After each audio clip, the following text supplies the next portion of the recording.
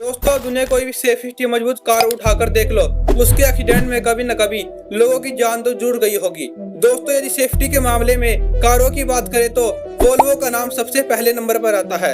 यदि वोल्वो की गाड़ियों की सेफ्टी की बात करें तो वोल्वो की 20 साल पुरानी XC90 से आज तक भी एक्सीडेंट में एक भी इंसान की मौत नहीं हुई। वोल्वो की हर एक कार सेफ्टी के मामले में बेस्ट मानी जाती है।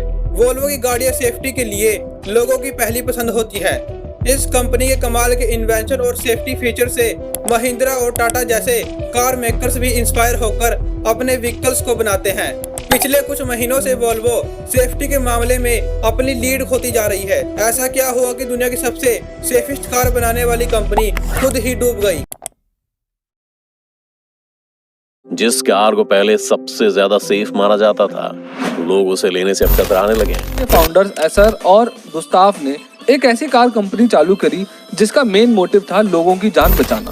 आखिर ऐसा क्या हुआ कि दूसरों को इंस्पायर करने और सबसे सेफ कार बनाने वाली कंपनी वोल्वो खुद डूब गई।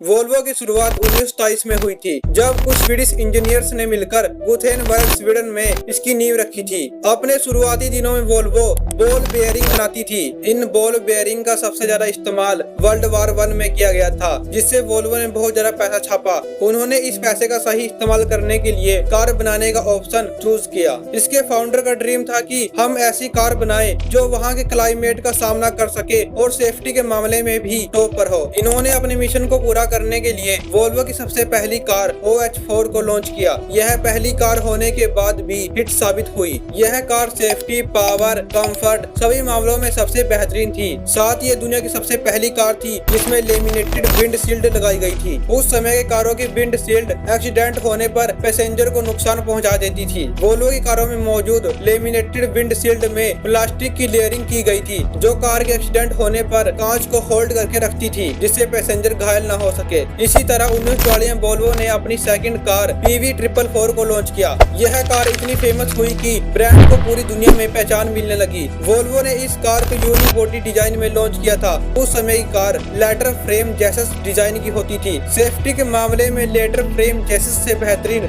वोल्वो का यूनी बॉडी डिजाइन था। वोल्वो अपनी हर एक कार के साथ कुछ न कुछ नया लेकर आता था, जिससे वो अपने कॉम्पिटिटर ब्रांड से भी आगे निकल गया था।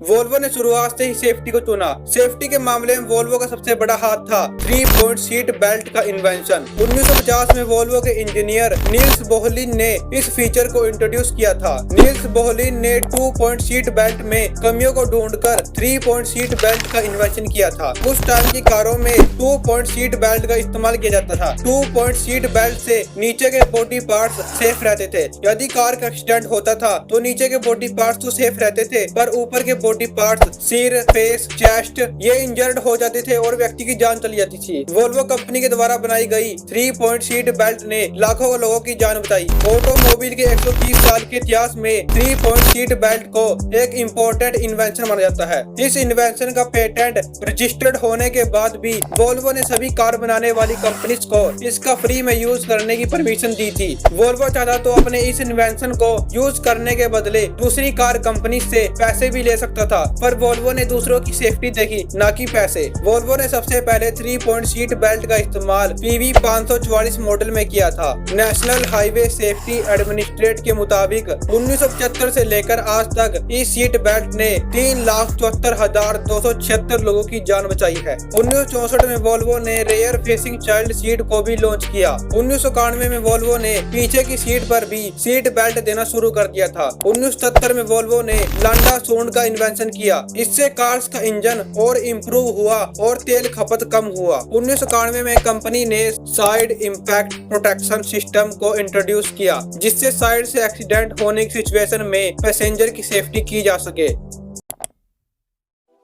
अभी तक वोल्वो बहुत अच्छा ग्रो कर रहा था और बहुत सारा रेवेन्यू जनरेट भी कर लिया था। वोल्वो की पेरेंट कंपनी AB वोल्वो ने 1999 में अपनी एक अलग कंपनी बना दी थी, जिसका नाम वोल्वो कार्स कॉर्पोरेशन रखा गया था। इससे पहले कंपनी कार, बस, ट्रक और खुदाई करने वाली मशीनों को एक ही कंपनी के अंदर बनाती थी। वोल्वो कंपनी कार्स बनाने पर ज्यादा फोकस करना चाहती थी, इसलिए उसने अपनी दूसरी कंपनी बनाई। एक अलग कंपनी बनाने के बाद वोल्वो फोर्ड के साथ मर्ज हो जाती है, जिससे उसे फोर्ड के न्यू टेक्नोलॉजी मिल सके। वोल्वो फोर्ड के साथ मिलकर न्यू एक्सपेरिमेंट करने लगी और बेहतरीन सेफ्टी वाली कारें बनाने लगी। वोल्वो के फोर्ड के साथ मर्ज होने के बाद वोल्वो की सेल्स बढ़ गई थी। जहां वोल्वो की सेल्स 1998 में 1,03,000 थी, वहीं 2008 में 3,74,000 के करीब पहुंच गई थी। फोर्ड ने 2010 में वोल्वो को $4 बिलियन के नुकसान के साथ एक चाइनीज कंपनी जीली को बेच दिया था। वोल्वो को बेचने के पीछे फोर्ड के 3 रीजन थे। 2008 में फोर्ड फाइनेंशियल चैलेंज का सामना कर रहा था। ग्लोबल फाइनेंशियल की वजह से कार्स की सेल्स कम हो गई थी, इसलिए फोर्ड ने वोल्वो को बेचना बेहतरीन समझा। वोल्वो की सेल्स उसके कॉम्पिटिटर से कम होती जा रही थी। वोल्वो कारों को तो बेच रहा था, पर वो इतनी कार नहीं बेच पा रहा था जितने उसके कॉम्पिटिटर उससे ज्यादा कारों को बेच रहे थे। फोर्ड के मैनेजमेंट अपने कोर ब्रांड्स पर ज्यादा ध्यान देना चाहते थे, जिससे वो ऑटोमोबाइल में अपनी अच्छी पकड़ बनाकर रख सके। इसलिए फोर्ड ने Volvo, Jaguar, land rover, Aston Martin को बेच दिया।